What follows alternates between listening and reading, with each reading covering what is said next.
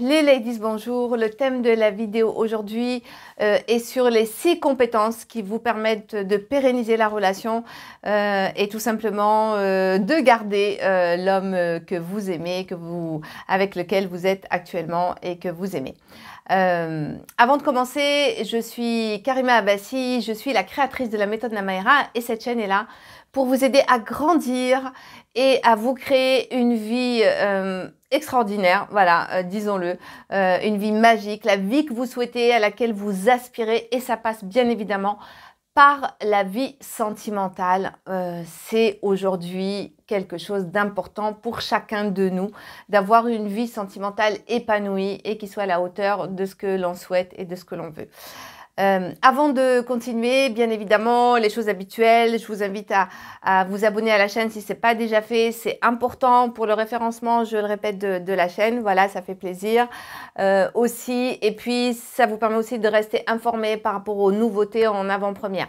Et surtout, aussi très important, vous allez trouver sous la vidéo, la description. Dans la description, vous allez trouver un lien qui vous permet de prendre un rendez-vous soit avec moi, et oui, avec moi directement, ou alors un membre de l'équipe Namaera. C'est un rendez-vous qui est offert et qui est absolument sans engagement. Je le répète, sans engagement. Alors, profitez-en. Pourquoi ce rendez-vous? Ce rendez-vous, si aujourd'hui vous en avez assez de répéter les mêmes schémas en amour, si vous en avez assez d'être malheureuse, d'être celle qui est toujours célibataire, celle pour qui ça fonctionne jamais, d'enchaîner les relations, les mecs et de faire des essais. Donc, je vous invite à prendre ce rendez-vous-là. Alors, peut-être que vous avez peur, peut-être que vous n'osez pas, peut-être que vous vous méfiez. Alors, si vous avez ne serait-ce que une pointe d'envie de changer ça, comme l'ont fait beaucoup de nos coachés, des femmes que nous avons accompagnées, que nous accompagnons encore, elles ont pris leur courage à deux mains, d'accord, et elles se sont lancées. Faites de même et faites pause sur la vidéo et prenez ce rendez-vous. C'est important. Voilà. Alors, pourquoi ce thème des 6 compétences qui vous permettent de garder l'homme que vous aimez et de pérenniser cette relation? J'avais envie de faire cette vidéo parce que c'est une question qu'on me pose souvent. Alors, rencontrer, pour certaines, ce n'est pas compliqué. Pour certaines, voire même, c'est très facile et la majorité des cas, c'est ce que j'entends. Bon, pour d'autres, c'est plus difficile, mais il y a toujours moyen de rencontrer si on met des actions en place. Donc, la rencontre en soi, c'est assez facile. Par contre, ce qui est compliqué, plus compliqué en tout cas aujourd'hui, c'est de faire durer la relation, c'est de pérenniser la relation et de garder cet homme que l'on aime, auquel on est attaché. Et c'est souvent ce que j'entends, voilà, des histoires qui capotent au bout d'un mois, 2 mois, voire quelques jours, quelques semaines. Alors pour ça, je vous ai réuni aujourd'hui 6 compétences. Alors ce n'est pas exhaustif, hein, bien sûr.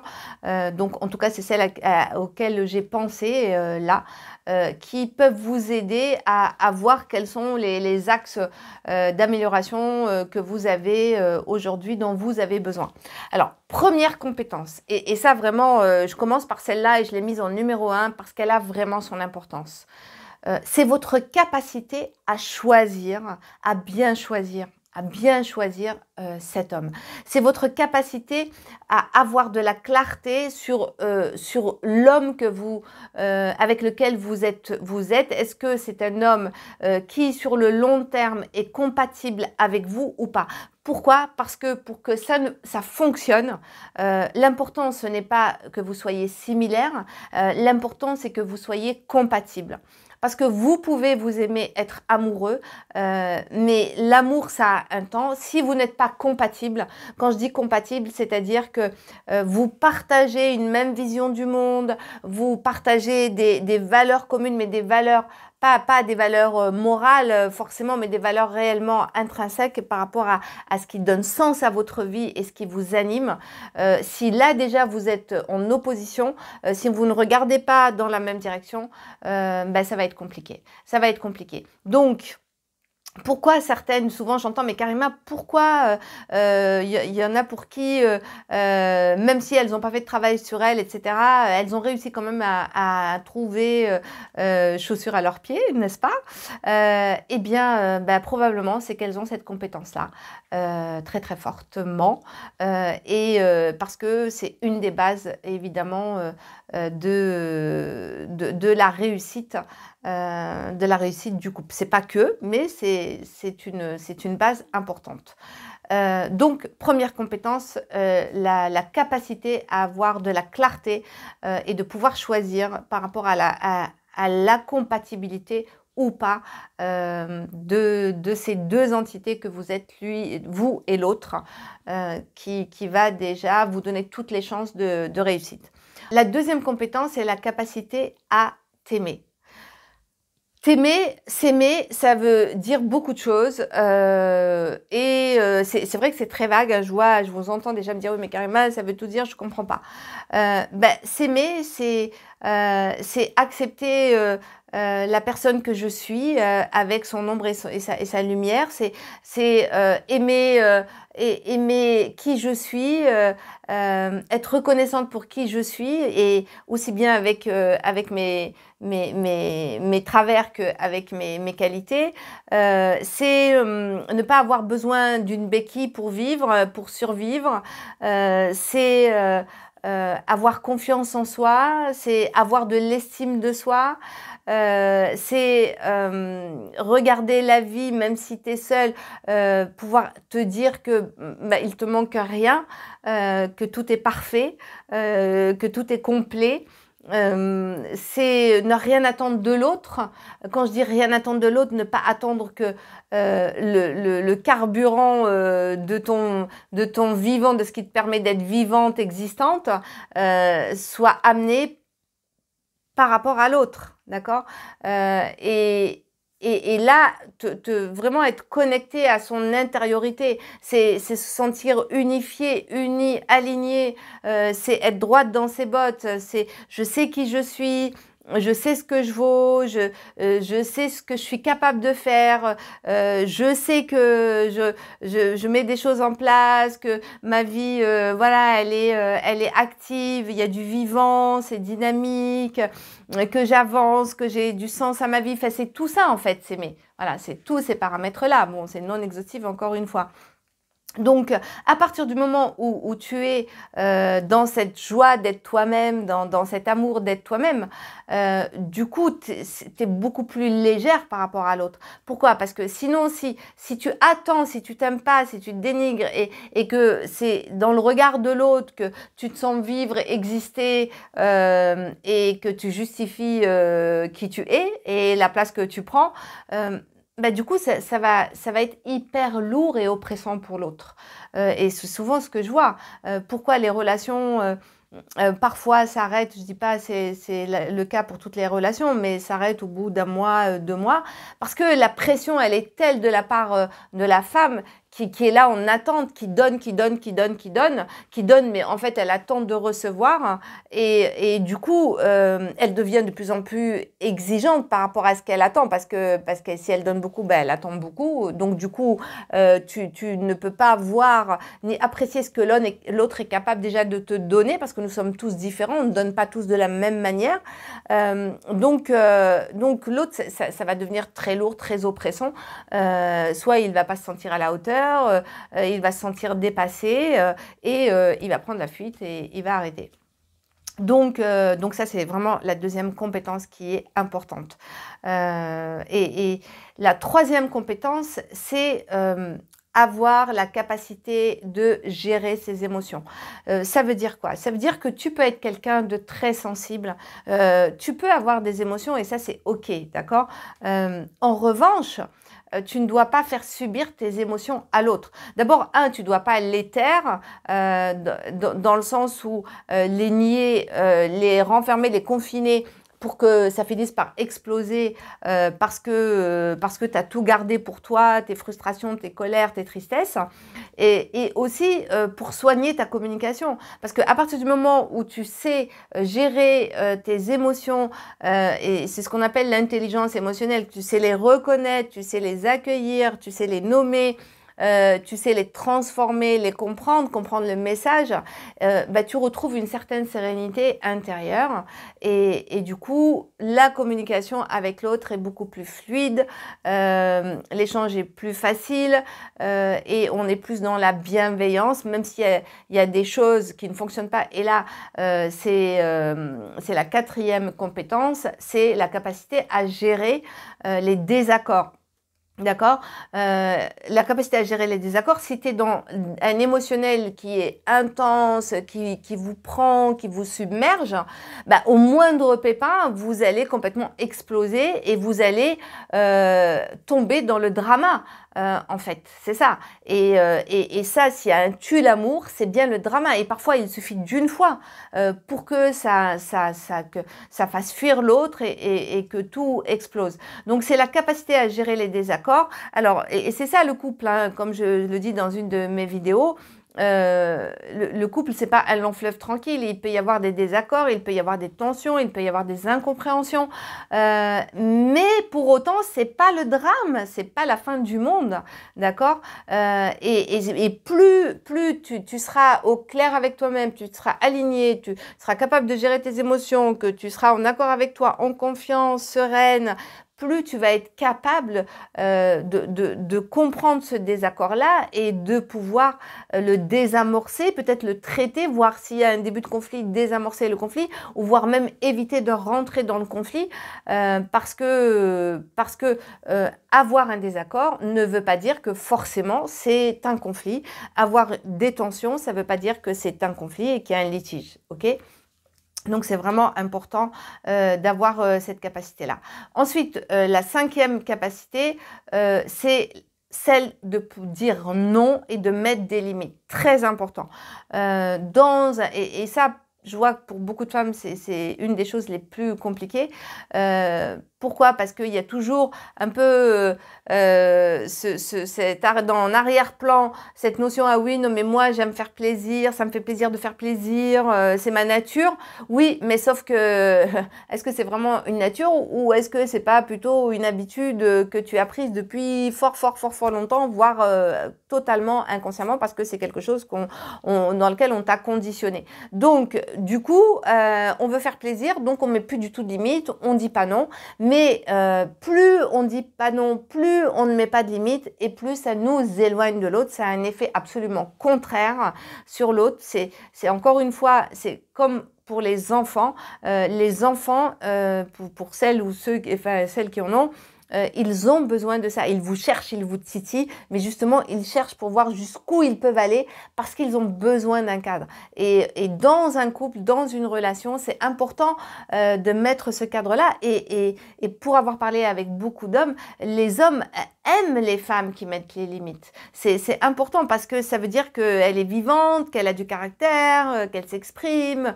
Et ils aiment ça, faut pas croire. Donc, et souvent, si c'est toujours oui, et qu'on met pas de limite et que l'homme devient l'homme roi, hein, ça mène forcément à un désintérêt, une lassitude, et d'une part pour l'autre et pour toi, c'est burn-out émotionnel en perspective assurée. Voilà.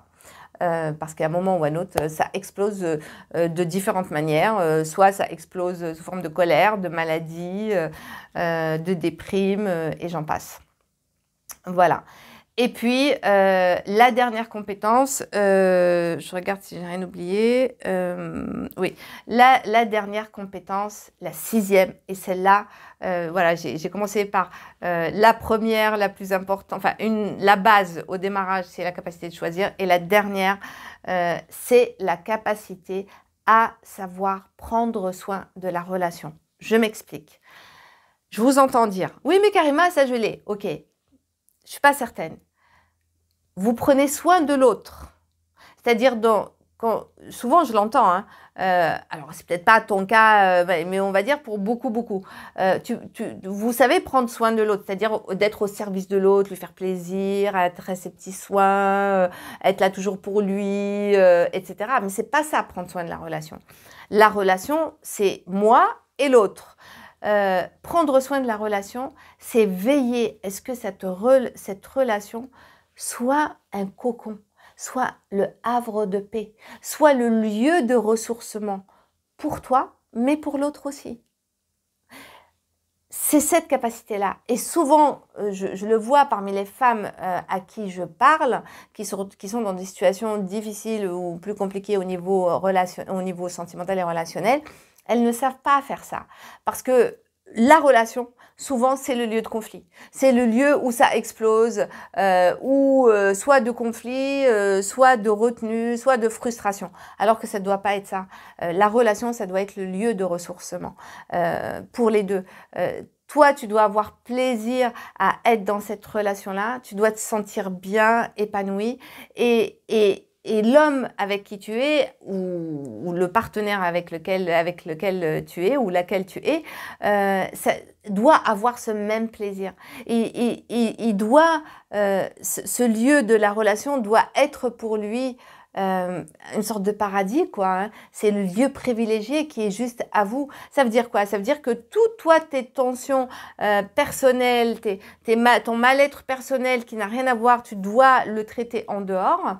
Et ça veut dire quoi aussi? Ça veut dire que s'il y a tension, comme je l'ai dit tout à l'heure, tension, désaccord dans le couple, savoir en préservant ce cocon-là, cet espace-là, savoir sortir momentanément de manière posée, de manière constructive, en discuter et le traiter pour renforcer le cocon et cet espace de ressourcement. Et ça, vraiment, c'est une compétence qui est primordiale. Par contre, ça nécessite que moi-même, je sois havre de paix en quelque sorte. Alors, je ne dis pas à 100%, mais en tout cas, que je sois sur le chemin de la paix et de la sérénité. Après, on est des humains, hein, on n'est pas parfait, mais en tout cas, qu'on ait beaucoup avancé sur ce chemin-là. Il n'y a que comme ça que je peux. Si moi, déjà, je suis tourmentée, ben, je ne peux pas créer un lieu de ressourcement dans mon couple. Hein. C'est impossible. Donc voilà, j'en ai résumé avec ces 6 compétences. J'espère réellement que ça va vous aider à cheminer, à voir vous-même où vous en êtes par rapport à ça, voir quels sont les axes d'amélioration, où est-ce que vous pouvez aller avancer. Et en même temps, si vous êtes aujourd'hui dans une relation, déroulez les 6 compétences et notez-vous de 0 à 10. 0, vous ne l'avez pas du tout, à 10, vous l'avez à 10%. Regardez, de façon spontanée, hein, d'accord, comme ça, naturellement, où est-ce que vous vous situerez, quelle est la note que vous pouvez mettre, et puis vous faites une moyenne, vous allez voir. Voilà, donc n'hésitez pas surtout à me laisser vos commentaires, à me dire ce que vous en pensez, est-ce que ça vous a aidé, comment ça vous a aidé, si vous êtes noté, etc. Si vous avez, et bien sûr un pouce vers le haut, hein, ça fait toujours plaisir pour me dire que vous avez aimé. Et puis aussi, n'oubliez pas, très important, pensez, vous avez le lien sous la description de la vidéo qui vous permet de prendre un rendez-vous qui est un rendez-vous sans engagement, qui est offert. C'est un moment privilégié justement qu'on vous consacre pour échanger avec vous apporter de la clarté sur votre situation, vous aider à comprendre ce qui ne fonctionne pas et quelles sont les solutions possibles et comment possiblement aussi on pourrait vous accompagner avec Namaera. Voilà, prenez ce rendez-vous-là juste après. Et puis, comme je dis toujours, avant d'aller vers la rencontre amoureuse, réellement, la chose la plus importante, c'est déjà aller à sa rencontre, d'accord, se préparer. C'est une façon de se préparer, mais c'est d'abord pour soi. Et c'est parce que je me serai rencontrée que je vais pouvoir créer l'espace pour rencontrer les autres et faire the rencontre. Et puis, comme d'habitude, s'il vous plaît, arrêtez de vous laisser distraire par des choses et d'autres, d'écouter n'importe qui, n'importe quoi et de vous poser n'importe quoi comme question. Posez-vous les bonnes questions et surtout pas le pourquoi, posez-vous plutôt comment.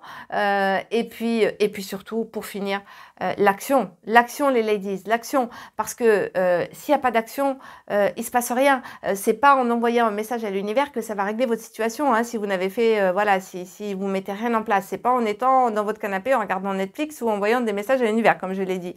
Voilà. Donc, véridique, je vous dis ça parce que je l'ai entendu. Donc c'est pour ça que je me permets là de vous le répéter, l'action, l'action, l'action, l'action. Donc, première action que vous pouvez faire sur le chemin de votre évolution, c'est déjà juste après la vidéo de prendre, voilà, de retour, d'aller sur la description et de prendre le lien. Je vous embrasse très fort j'étais ravie de vous faire cette vidéo, vraiment. Et je vous dis prochain rendez-vous donc sur la prochaine vidéo. À bientôt.